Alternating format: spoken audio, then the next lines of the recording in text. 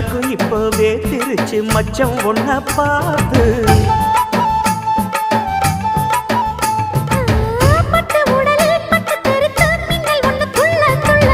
வெக்கம் துடிக்க விளக்கணைக்க ஜன்னல் கண்ணை மூடிக்கொள்ள 10 நாள் கழிச்சு தாண்டி கதவை திறக்கணும்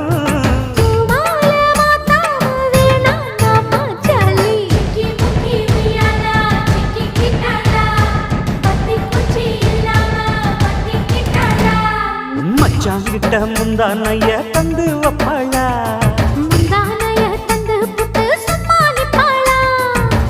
பல நாள்